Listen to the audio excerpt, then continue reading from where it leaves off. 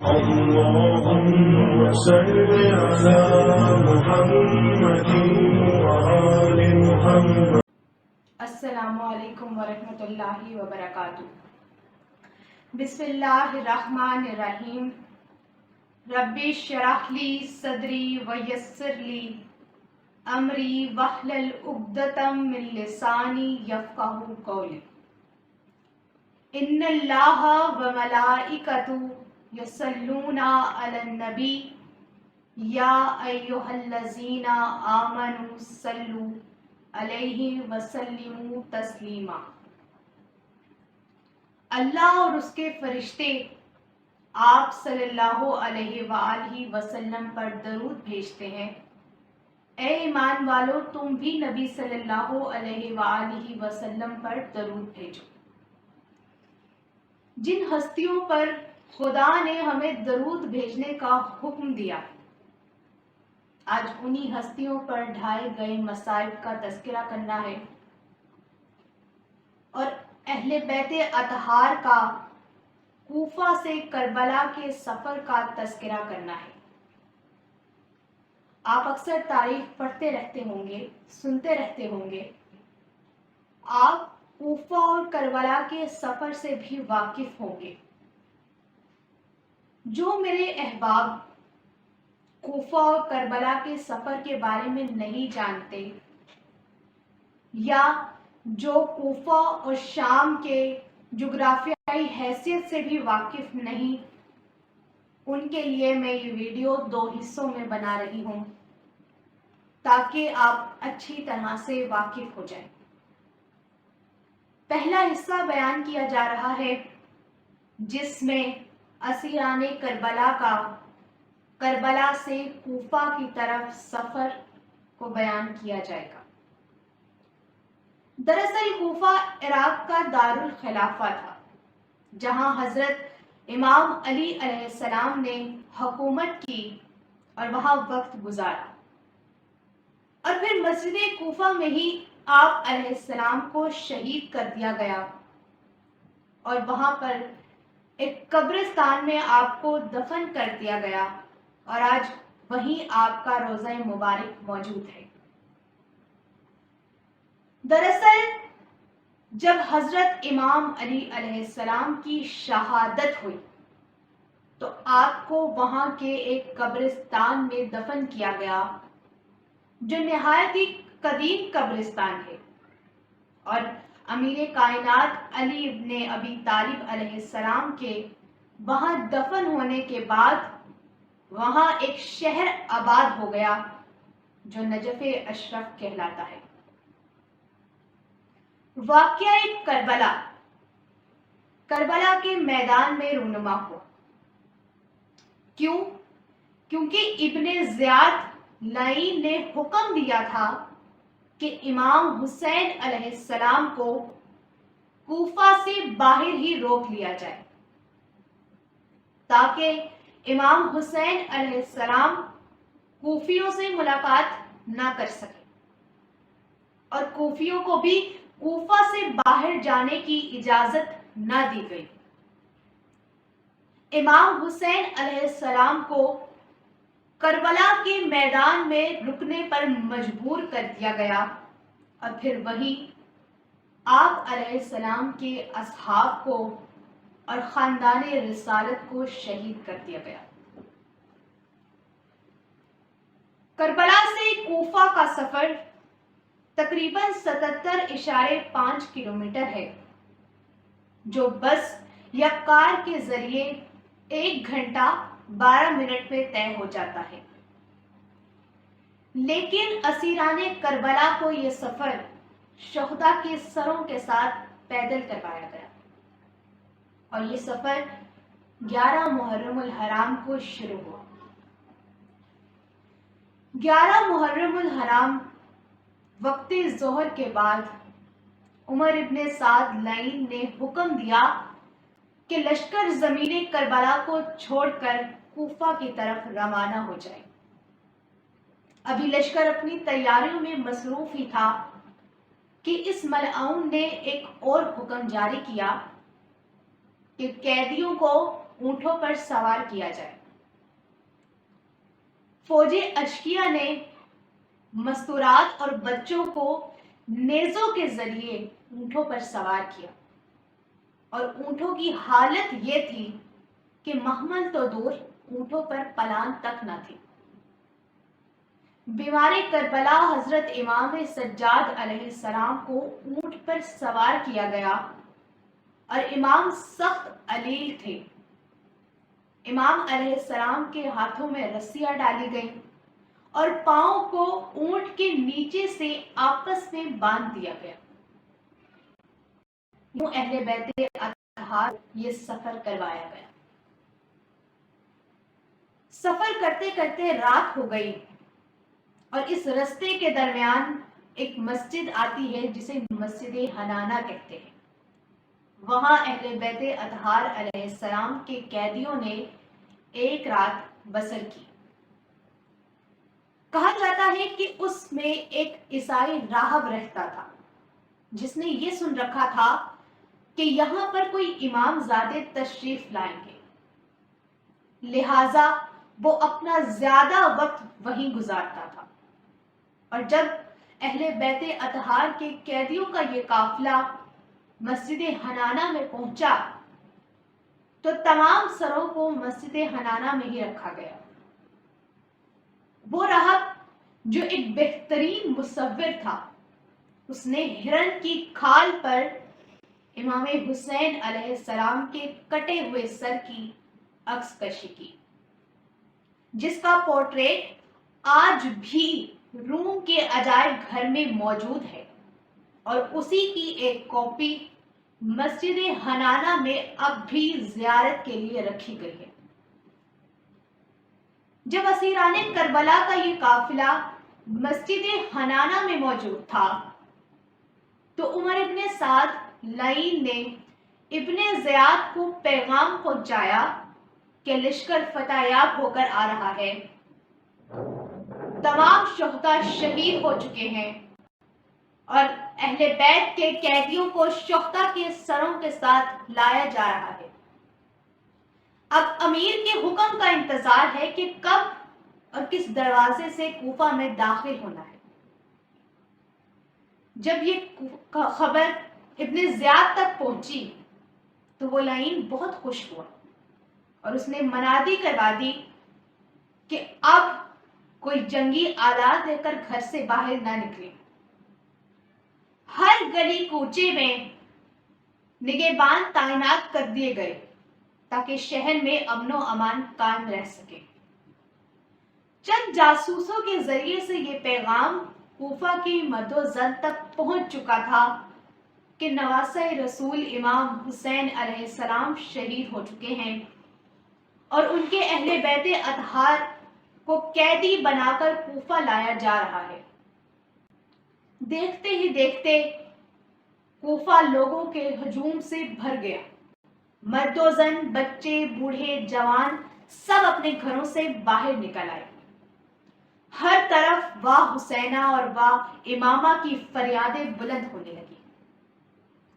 ناظرین، یاد رہے کہ یہ وہی مسلمان تھے جنہوں نے نواسہ رسول کو کربلا کے میدان میں تنہا چھوڑ دیا۔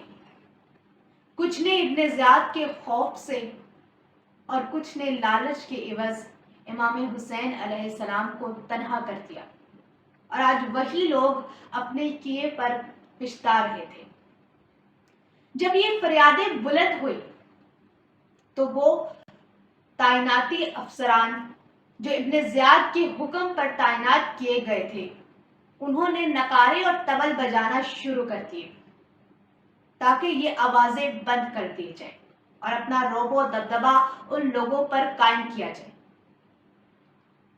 ابن زیاد لعین نے حکم دیا کہ سر امام حسین علیہ السلام کو سب سے بلند نیزے پر چڑھایا جائے، اور قیدیوں کے استقبال کے لیے اسے کوفہ میں سب سے پہلے لایا جائے، اور باقی سروں کو قیدیوں کے آگے آگے کوفہ شہر میں داخل کیا جائے۔ جب یہ فریادیں ہر جگہ سے بلند ہو رہی تھی تو ہولی لعین امام حسین علیہ السلام کے سر اقدس کے ساتھ شہر کوفہ میں داخل ہوا۔ جب لوگوں کی نظریں امام حسین علیہ السلام کے مقدس سر پر پڑیں تو ہر طرف سے تکبیر بلند ہونے لگی۔ لوگوں نے اللہ اکبر کی صدائیں بلند کر دی اور اسی اثنا میں اہل بیت اطہار کے وہ قیدی باقی سروں کے ساتھ شہر کوفہ میں داخل ہوئے۔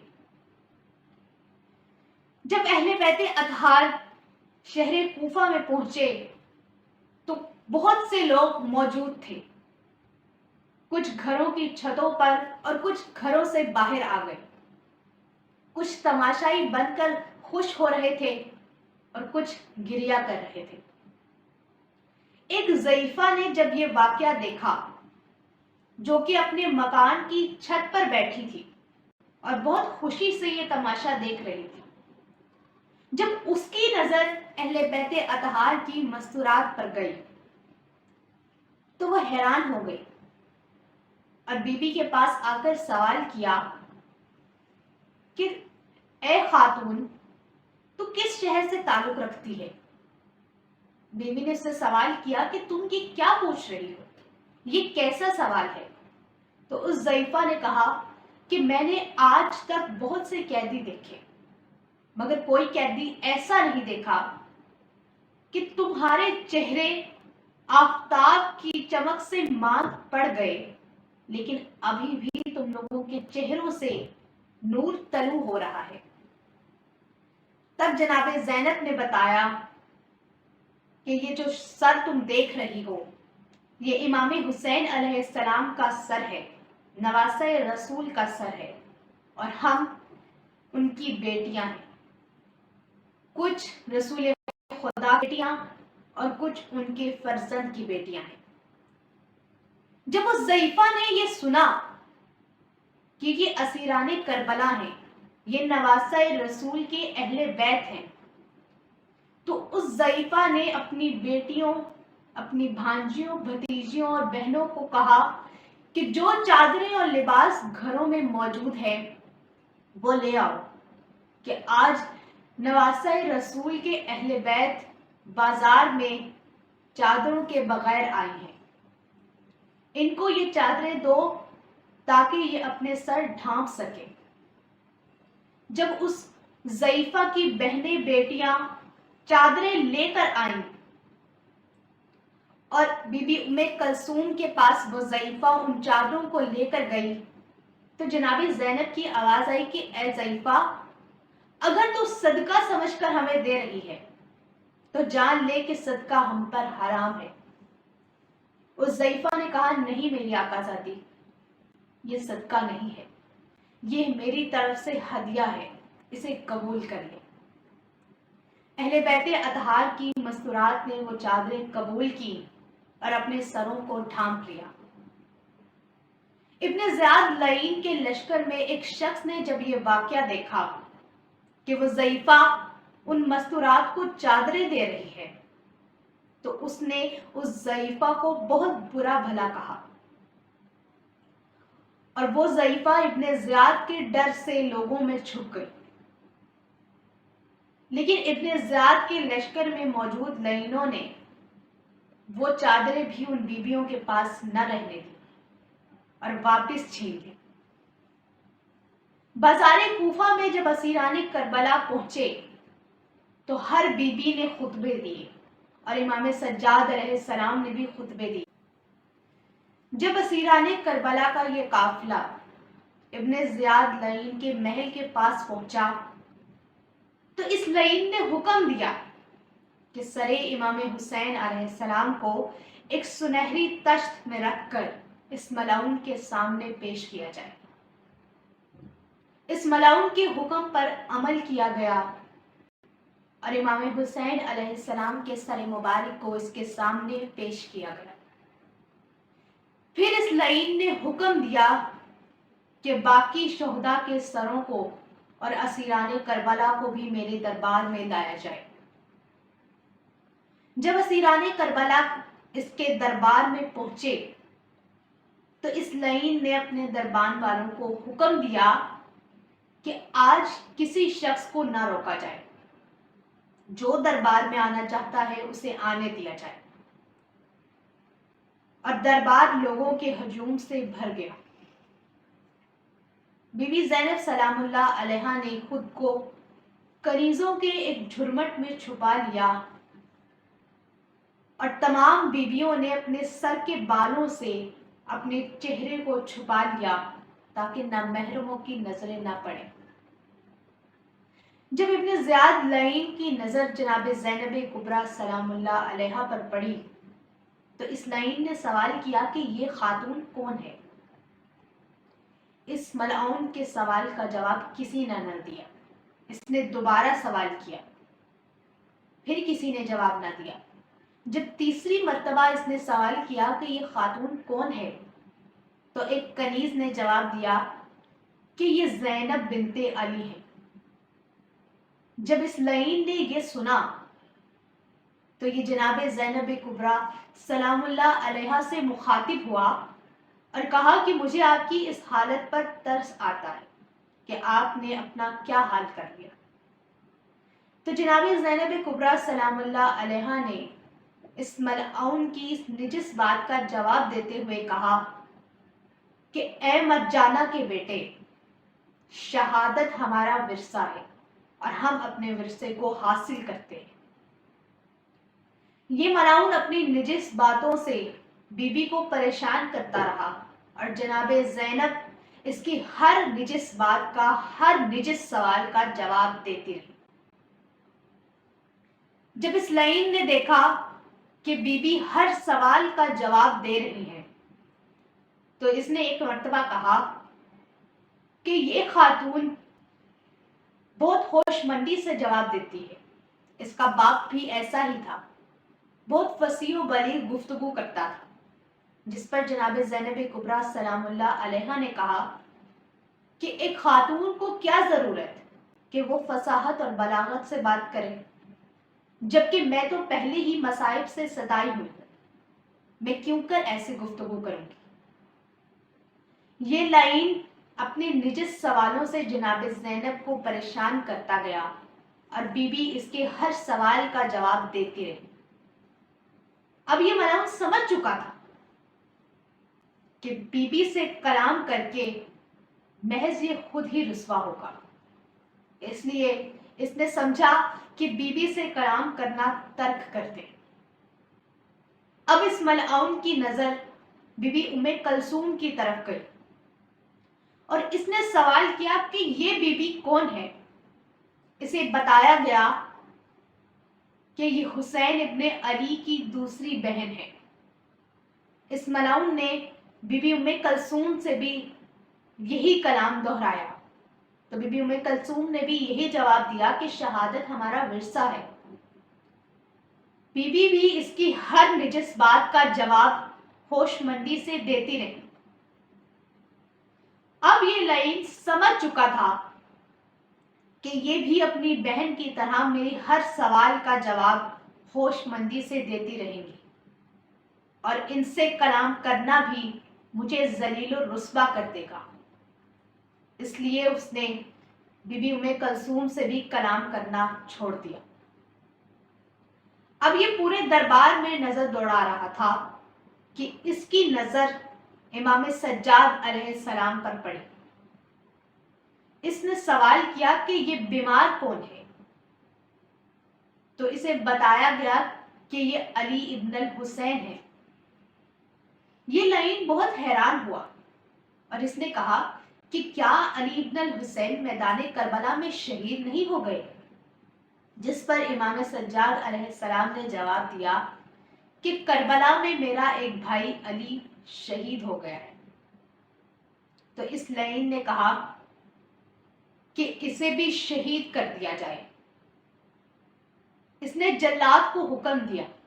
جلاد نے اپنی تلوار کھینچی اور امام کا ہاتھ پکڑ کر دربار سے باہر لے جانا چاہتا تھا تاکہ امام کو بھی شہید کر دے، لیکن تمام مستورات اور بچے امام سجاد علیہ السلام کے گرد آ گئے اور بی بی زینب نے ابن زیاد ملعون سے کہا کہ اگر تو اسے شہید کرنا چاہتا ہے تو تجھے پہلے مجھے شہید کرنا ہوگا۔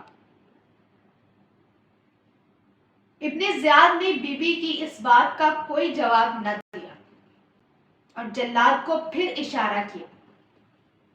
اب کی بار جلاد آگے بڑھا تو جناب زینب نے امام سجاد کے گلے میں باہیں ڈالی اور کہا کہ اگر تو اسے شہید کرنا چاہتا ہے تو تجھے پہلے مجھے شہید کرنا ہوگا۔ بی بی زینب اپنے بھائی کی وصیت پر عمل کر رہی تھی، کیونکہ میدان کربلا میں امام حسین علیہ السلام نے بی بی زینب سے کہا تھا کہ اے بہن، میرے بعد میرے اس بیٹے کو قتل کرنے کی بہت کوشش کی جائے گی، تم حجت خدا کی جان کی حفاظت کرنا۔ بی بی زینب اپنے بھائی کی وصیت پر عمل کر رہی تھی۔ اب اس ملعون نے جب دیکھا کہ جناب زینب کسی صورت امام سجاد کو شہید ہونے نہیں دیں گی تو یہ شخص گھبرا گیا کہ اگر میں نے مستورات پر بھی ظلم و ستم ڈھا دیے تو میں تو ذلیل و رسوا ہو جاؤں گا۔ اس نے ایک مرتبہ آسمان کی طرف دیکھا اور ایک مرتبہ بی بی کی طرف دیکھ کر کہا کہ میں حیران ہوں اس ہمدردی اور محبت پر۔ پھر اس ملعون نے کہا کہ اس بیمار کو اس کے حال پر چھوڑ دو، اس کی بیماری ہی اس کے لیے کافی ہے۔ امام سجاد علیہ السلام نے بی بی زینب سے کہا، پھوپھی اماں مجھے اجازت دیں کہ میں اس کی نجس باتوں کا جواب دے سکوں۔ یہ ملعون اپنی نجس باتوں سے امام سجاد کو بھی پریشان کرنے کی کوشش کرتا رہا، لیکن امام سجاد علیہ السلام اس کے ہر نجس سوال کا جواب دیتے رہے۔ اب اس ملعون کو بہت غصہ آیا اور اس نے کہا کہ اس بیمار کے گلے میں توک ڈال دیا جائے، اس کے ہاتھوں میں رسیاں ڈال دی جائیں اور پیروں پہ زنجیریں باندھ دی جائیں اور اس بیمار کو ان تمام مستورات اور بچوں کے ساتھ زندان میں قید کر دیا جائے۔ اگلی صبح ابن زیاد نے امام حسین علیہ السلام کو ساتھ لیا اور کوفہ کے بازاروں میں پھرانا شروع کیا۔ ایک شخص سے روایت ہے کہ میں اپنے گھر میں موجود تھا، میں نے دیکھا کہ سر امام حسین علیہ السلام میرے گھر کے پاس سے گزر رہا ہے اور امام حسین علیہ السلام کا سر مبارک کلام کر رہا ہے۔ اس شخص نے کہا کہ جب میں نے غور کیا تو امام حسین علیہ السلام کا سر اقدس آیات قرآنی کی تلاوت کر رہا تھا۔ ایک اور شخص سے روایت ہے جو ابن زیاد کے لشکر کا ہی سپاہی تھا، اس نے کہا کہ میں نے امام حسین علیہ السلام کے سر کو کلام کرتے دیکھا تو میں حیران ہو گیا کہ اس سر کے ساتھ جسم موجود نہیں، یہ کیسے کلام کر سکتا ہے۔ اس نے کہا کہ میں اس سر کے قریب چلا گیا تاکہ دیکھ سکوں کہ حقیقت کیا ہے۔ وہ شخص کہتا ہے کہ جب میں اس سر کے قریب گیا تو میں نے دیکھا کہ امام حسین علیہ السلام کا سر مبارک سورہ کہف کی آیات کی تلاوت کر رہا تھا۔ اس شخص نے کہا کہ میں یہ سوچنے لگا کہ اتنا مقدس سر ہے، یہ لعین تو اس کی بے حرمتی کرتا رہے گا، کسی طرح ہو سکے تو میں اس سر کو چرا لوں تاکہ یہ لعین اس کی بے حرمتی نہ کر سکے۔ یہ شخص کہتا ہے کہ ابھی میں یہ سوچ ہی رہا تھا کہ ایک مرتبہ پھر سے امام حسین علیہ السلام کے سر نے کلام کیا اور اب مجھ سے مخاطب ہو کر امام نے کہا کہ اس سے زیادہ اجر ہماری شہادت کا تھا اور اس سے زیادہ مصائب کربلا کے میدان میں مجھ پر ڈھائے گئے، اب جو یہ میرے سر کے ساتھ کر رہے ہیں انہیں کرنے دو۔ اور پھر چند دن امام حسین علیہ السلام کے سر کے ساتھ باقی شہداء کے سروں اور مستورات کو کوفہ کے زندان میں قید رکھا گیا، اور اسی دوران یزید لعنتی کو پیغام پہنچایا گیا کہ امام حسین علیہ السلام اور ان کی اصحاب کربلا میں شہید ہو چکے ہیں، اور ان کی اہل بیت اطہار کوفہ کے زندان میں قید ہیں۔ یزید کے حکم کا انتظار ہو رہا تھا۔ جب یزید کا خط آیا کہ اہل بیت اطہار کو شہداء کے سروں کے ساتھ شام روانہ کر دیا جائے، تو ابن زیاد نے ایک شخص کو سالار بنا کر اس کی رہنمائی میں اہل بیت اطہار اور شہداء کے سروں کو شام کی طرف روانہ کر دیا۔ انشاءاللہ اس ویڈیو کے دوسرے حصے میں آپ کو سفر شام سے آگاہ کیا جائے گا۔ سیدہ شکرانہ بتول جعفری کو اجازت دیجیے۔ اللہ حافظ۔